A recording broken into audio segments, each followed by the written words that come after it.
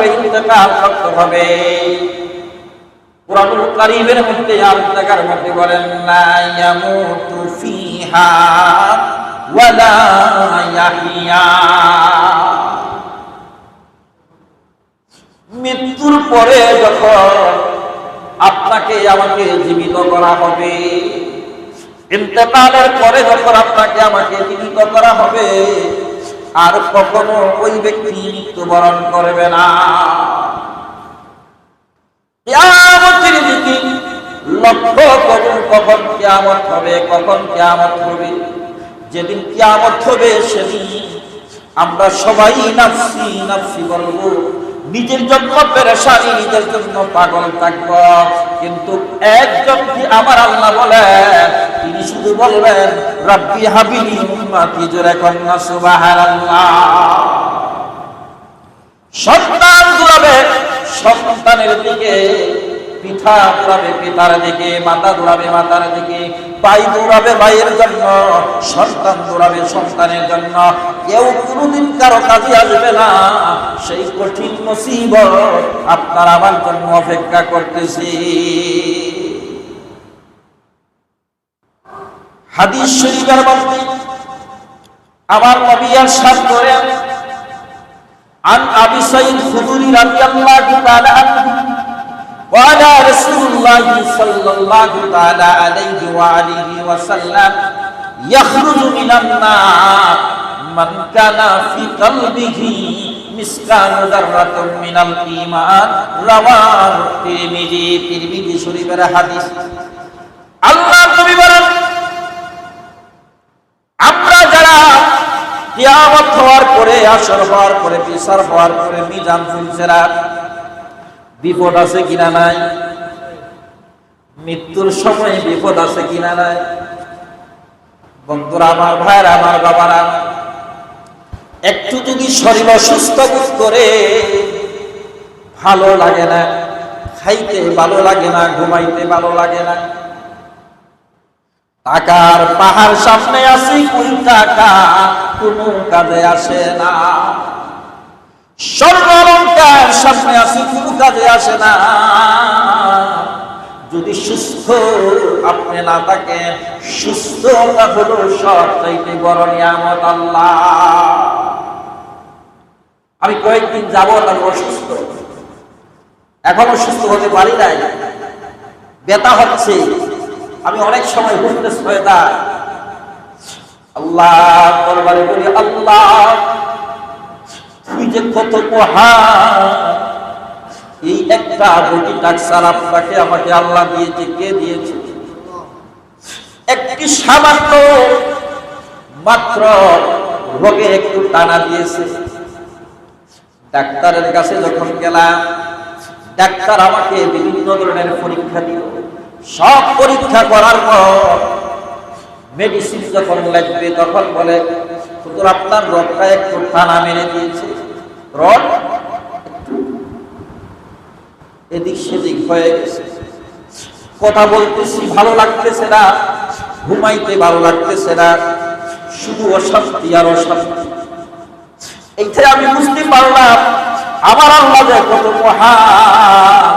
আপনাকে আমাকে যে বডি টাকসারটা দিয়েছে, একটা চোখের মধ্যে যদি ব্যথা শুরু হয়ে যায়, বান্দা দুনিয়ার চার যুগ, দুনিয়ার শান্তি কোনো কাজে আসবে না। আল্লাহ যদি আপনার নসিবে অশান্তি লিখে রাখে। আর আজকে আমরা দুনিয়ায় এসে আমরা কি করতেছি? অন্যায় করতেছি, অপরাধ করতেছি। যেই শক্তি আপনাকে আল্লাহ দিল, যেই বডি আপনাকে আল্লাহ দিল, যেই হাত আপনাকে আল্লাহ দিল, যেই জবান আপনাকে আল্লাহ দিল, ওই জবানটা কোন খাতে ব্যয় করেছেন? আল্লাহর দরবারে হিসাব দিতে হবে কি হবে না? আল্লাহর বান্দা চিৎকার দিয়া বলা দিতে হবে কি হবে না? আজকে কষ্ট লাগে ফিলিস্তিনের মুসলমানদের অবস্থা যদি দেখা হয়। আমিও মুসলমান, ফিলিস্তিনের শিশু বাচ্চা, দুধের শিশু সেও মুসলমান, নিষ্পাপ বাচ্চাও মুসলমান, মাহে রমজানুল মুবারকে আমরা সেহরি খেয়েছি, ইফতার করেছি।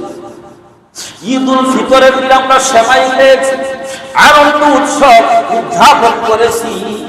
আজকে আবার ভাই মুসলমান ফিলিস্তিনের দুধের শিশুকে আগুন লাগিয়ে জ্বালিয়ে সারকার দিয়ে করে দিয়েছে ওই দুষ্ট শয়তানের কাফেরের মুশরিকেরা, ইহুদিরা, ঠিক কিনা বলে?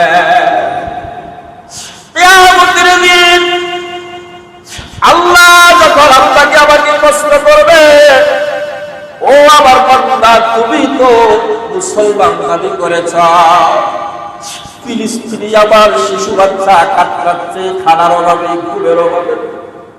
ওই নিষ্ঠুর শয়তানের বাচ্চারা, কাফের মুশরিকেরা, ইহুদিরা নিষ্পাপ কোনো দোষ করে নাই, অন্যায় করে নাই, তাকে আগুন দিয়ে জ্বালিয়ে সারকার করে দিয়েছে, তাকে গুলি মেরে চারকার করে দিয়েছে, তাকে বোমা মেরে ধ্বংস করে দিয়েছে। তুমি কি করেছিলা? তাদের জন্য কি করেছিলা? আমাদের জবাব দেওয়ার কোনো ক্ষমতা নাই, ঠিক কিনা বলে? তখন ফিলিস্তিনের মুসলমানেরা বলবে, আল্লাহ তোমার বান্দা শুধু দেখেছে, কোনো প্রতিবাদ করে নাই, কোনো কিছু আমাদের পক্ষে করে না। ওই দিন কি জবাব দেব আমার আল্লাহর কাছে? জবাব দেওয়ার আমাদের কোনো ক্ষমতা নাই। কিয়ামতের দিনের জন্য অপেক্ষা করুন, কিয়ামত আসতেছে। আমরা শুধু বলি কিয়ামত আসতেছে, প্রতিটা সময় আল্লাহ মুমিন বান্দার জন্য কিয়ামত, ঠিক কিনা বলে? যখনই বিপদে পড়বেন তখনই কিয়ামত, যখনই মুসিবতে পড়বেন তখনই কিয়ামত। এই জন্য আল্লাহর দরবারে ইস্তেগফার করেন, তওবা করেন, আল্লাহর দরবারে ক্ষমা চান, মাফ চান। আমার আল্লাহ যদি আপনাকে ক্ষমা করে দে, আমার আল্লাহ যদি আপনাকে মাফ করে দে, জান্নাতি হয়ে যাবেন, ফুলসেরাতের পার ঝিলকির চটক পার হয়ে যাবেন। আপনি ফুলসেরাতের ফুল ঝিলকির চটক পার হয়ে যাবেন। জাহান্নাম আপনার কাছ থেকে অনেক দূরে রাখা হবে, জাহান্নাম আপনার কাছ থেকে অনেক দূরে রাখা হবে। জান্নাত আপনার জন্য দুনিয়ায় আল্লাহ নির্ধারিত করে দিবে, পরকালেও আল্লাহ আপনার জন্য জান্নাত নির্ধারিত করে দিবে। এই জন্য ইত্তাকুল্লাহ, আল্লাহকে ভয় পাইতে হবে। কাকে ভয় পাইতে হবে? জোরে বলেন, কাকে? ইত্তাকুল্লাহ, আল্লাহকে ভয় পাইতে হবে। আল্লাহ যখনই বলেন ইয়া আইয়ুহাল্লাযীনা আমানু তাকুল্লাহা হাক্কা তুকাতিহি ওয়া লা তামুতুন্না ইল্লা ওয়া আনতুম মুসলিমুন, আল্লাহ বলেন ইয়া আইয়ুহাল্লাযীনা আমানু তাকুল্লাহা ওয়া কুনু মা'আস সাদিকিন। আল্লাহু আকবার বলে। আল্লাহ বলেন ইয়া আইয়ুহাল্লাযীনা আমানু তাকুল্লাহা ওয়া কুনু মা'আস সাদিকিন, ইয়া আইয়ুহাল্লাযীনা আমানু তাকুল্লাহা হাক্কা তুকাতিহি ওয়া লা তামুতুন্না ইল্লা ওয়া আনতুম মুসলিমুন। শুধু আল্লাহ বলেন ইয়া আইয়ুহাল্লাযীনা আমানু তাকুল্লাহ, হে ঈমানদারগণ আমি আল্লাহকে ভয় পাও, আমি আল্লাহকে ভয় পাও, আমি আল্লাহকে ভয় পাও। বারবার আমার আল্লাহকে ভয় পাওয়ার কথা বলতেছে, তারপরেও আমরা আল্লাহকে ভয় পাই না, আমরা অবাধ্যতার মধ্যে থাকি। জীবনটা শয়তানির মধ্যে বরবাদ করে দিয়েছি, অন্যায় কাজের মধ্যে বরবাদ করে দিয়েছি। এই জীবনটা জীবন না ভাই, একটা জীবন, সেটা হলো পরকালের জীবন। যদি আপনি দ্বীনের জন্য, পরকালের জন্য আপনি যদি নিজেকে তৈরি করতে পারেন, আপনি যদি জান্নাতের জন্য নিজেকে তৈরি করতে পারেন, আপনার জন্য আমার প্রিয় নবী রাসূল আকরাম সাল্লাল্লাহু আলাইহি ওয়াসাল্লাম হাউজে কাউসারের পানি নিয়ে দাঁড়িয়ে আছে। আপনি যখন যাবেন তখনই হাউজে কাউসারের পানি পান করে আপনি জান্নাতি হয়ে যাইবেন। হযরত ইমাম হুসাইন রাদিয়াল্লাহু তাআলা পানি পান না, ইহুদের দলেরা পানি বন্ধ করে দিয়েছে, পানি দেয় নাই।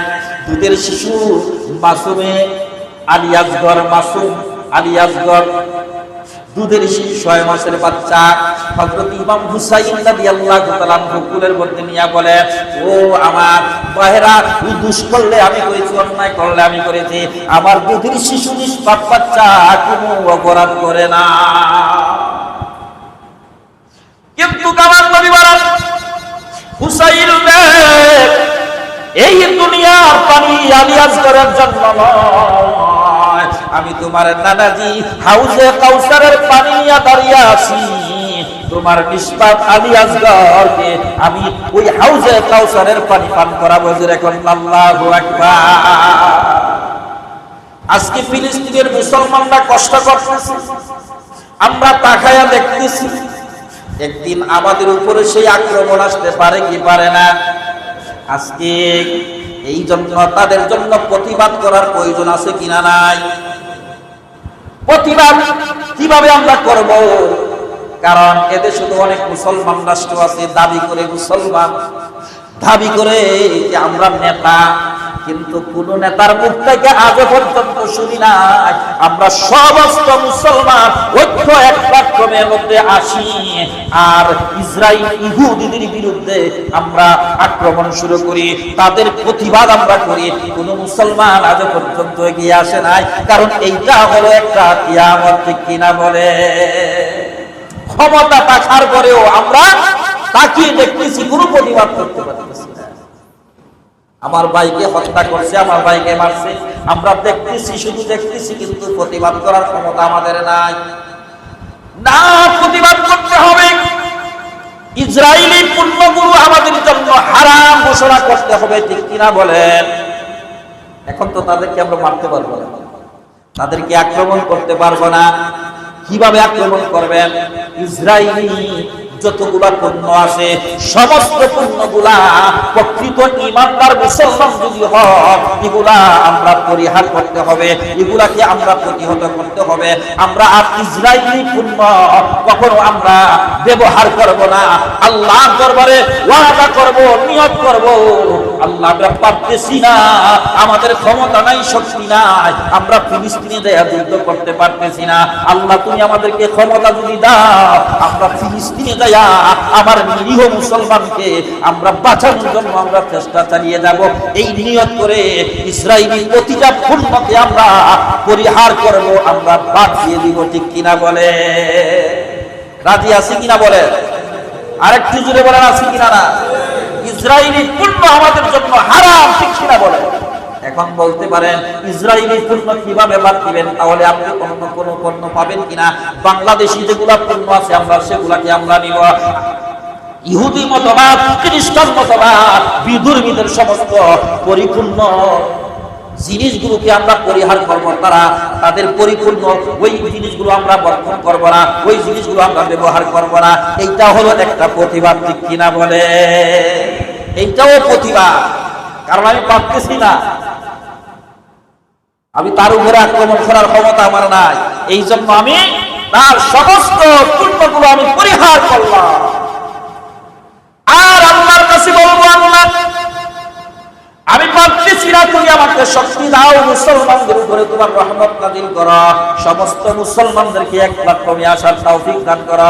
আর মুসলমানরা যেন ওই ইহুদি খ্রিস্টানদের হাত ভাঙা জবাব দিতে পারে, আল্লাহ তুমি ক্ষমতা দাও, আল্লাহ তুমি ছাড়া আর আমাদের আর কেউ না।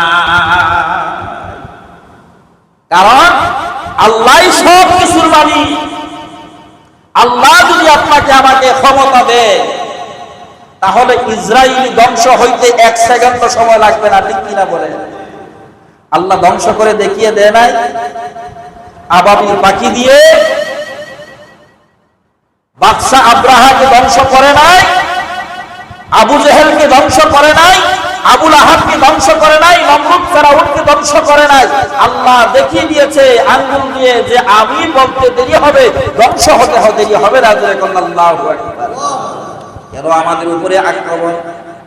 আমরা ইসলাম থেকে অনেক দূরে, আমরা ইসলাম থেকে অনেক দূরে, দিন থেকে আমরা অনেক দূরে।